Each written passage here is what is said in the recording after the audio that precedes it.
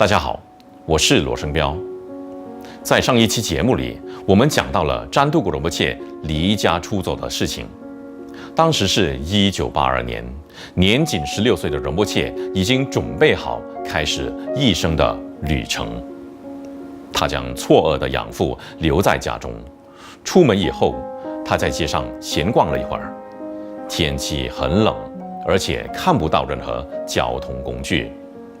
路上的汽车旅馆老板问他在做什么，要到哪里去。老板让仁波切在汽车旅馆住了一夜。那晚，他安安稳稳地睡了一觉。接下来的一天又要继续他的旅程。第二天早晨，他穿着印有吉米·亨德利克斯的 T 恤，颈上带着一条经达赖尊者加持的护法绳，搭上了去纽约的便车。关于这次离开，仁波切在脑中计划了很久。他甚至在地图上查找了到加利福尼亚的路线。从纽约出发，他可以选择往南走或是往北走，但随着冬季的临近，他决定走往南的路线。他寻找横穿美国的 I-95公路，并为此搭了5到6天的便车。晚上，他会在高速公路下的高地上过夜，这是危险路段上唯一安全的地方，而且在这里，他也受到较少的干扰。由于身上只有$50，所以他只能靠吃苹果为生，因为$1可以买到1袋苹果，每袋装有12个，非常便宜。搭便车和之前多次的出逃经历，让仁波切迅速地掌握了在大城市生存的能力，同时也让他具备了洞察人们动机和识别可疑人物的本领。遇到动机不纯的可疑人物时，他便会不计一切代价躲得远远的。那是一段充满伤痛及难以言语的经历。没有任何一个青少年应该经历那一切。仁波切甚至会穿着鞋子睡觉，因为他从来不知道什么时候自己就得随时起身逃跑。如今，仁波切有着非常敏锐的阅人能力，这种技能在他年少期间面临街头上各种危险情况的时候得到了磨练。仁波切意识到，在美国，出逃的青少年失踪，落入社会阴暗角落是很常见的事情。令人恐惧的是，如果这些出逃的青少年被杀了，或是陷入黑市和危险的交易中而被剥削，都不会有人发现。仁波切的整个出逃经历，只能被形容为一种单纯的求存。无家可归、又饿又孤独的经历，从此激励着仁波切向那些无家可归、贫困的人提供食物。这种强烈的愿望持续至今，并推动社区行动小组克切拉香基础快速而且非凡的发展。今天的克切拉香基础，除了每周派送2300份免费食物之外，克切拉香基础还为社会提供了这些服务：为街友免费理发、免费洗衣，为还健康者安排工作机会，重返社会，安排街友入住福利收容所，好让他们有片瓦遮头，提供流动医疗服务，随时为生病或受伤的街友治疗。对于病重者，安排他们入院治疗；为因事故滞留城市者，提供车票返回家乡；为被打劫或其他原因而遗失身份证的街友，重新申请身份证。此外，克切拉也成立了食物库 Kechara Food Bank， 由慷慨的商家、机构和社会人士捐赠可以存放的食物，然后由克切拉食物库定期发放干粮和日常用品给贫穷家庭，帮助他们减轻生活开销。只要有需要，科切拉香积厨就会持续为众生服务。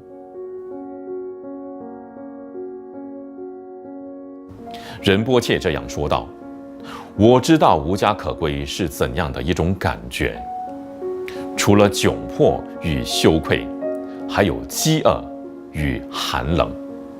在一些我休息过的地方，醒来的时候还会发现结了霜。我会在路边，在纸箱上，在一切可能的地方醒过来，浑身颤抖。”这是仁波切的第3次出逃尝试，从新泽西州的哈维尔到印第安纳州的印第安纳波利斯为止，大约700英里，也就是1127公里。这是仁波切的第4次，也就是终于成功的出逃，从新泽西州的哈维尔到加利福尼亚的洛杉矶，大约2500英里，也就是4023公里。就在跨越美国之旅快要结束的时候，仁波切最终幸运地得到了一次喘息的机会。他与一位个子高大的金发女士一起搭车同行。这位女士拥有一半的美国原住民血统。金发女士当时38岁，有一个18岁的男朋友。她爱幻想、风趣，但也很古怪，让仁波切感到十分亲切。当仁波切告诉她自己是从家里出逃出来的时候，这位女士回答说她也是。什么时候？她说道：昨天。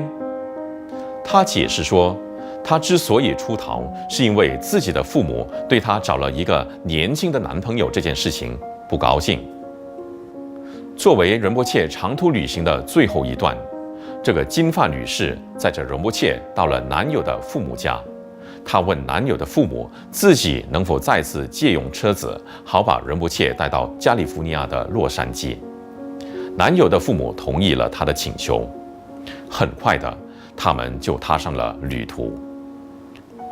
这些年，仁波切一直生活在忧愁、恐惧和孤独中，他唯一感兴趣的事情也被剥夺了。终于，仁波切开始体验到自由和快乐。这位女士将仁波切带到了位于洛杉矶郊区蒙特利公园市的堂哥家。仁波切的堂哥与妻子宝琳一起生活。仁波切多次恳求堂哥不要给他的养父母打电话，也许是出自对自己出逃的堂弟的关心，堂哥还是给他的养父母打了电话。虽然仁波切担心的最糟糕的情况便是被送回家，但幸运的是，堂哥获得仁波切养父母的同意，让他留在自己家中。仁波切的养父母可能知道，无论说什么，他们也无法将仁波切劝说回家。仁波切感到了难以置信的轻松。16岁的他终于获得了自由。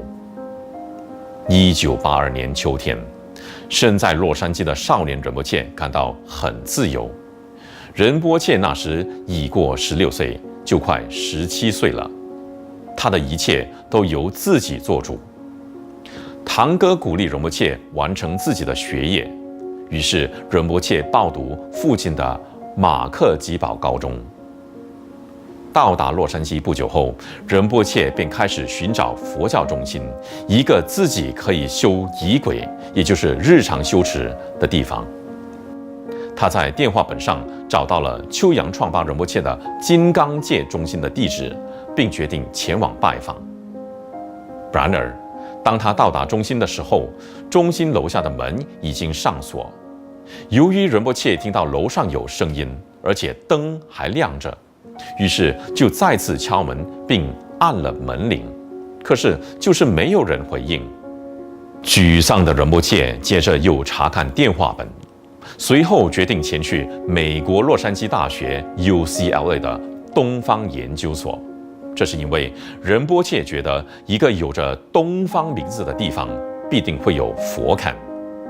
在那里，他遇见现在已经去世的 Leo Pruden 博士，他是东方研究学教授。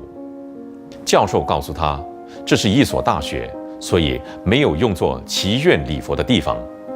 虽然如此，他仍然好心开车将仁波切送到附近的佛教中心图登达杰林 （Tupten Darjeeling），简称 TDL。图登达杰林的意思是佛法繁盛之地。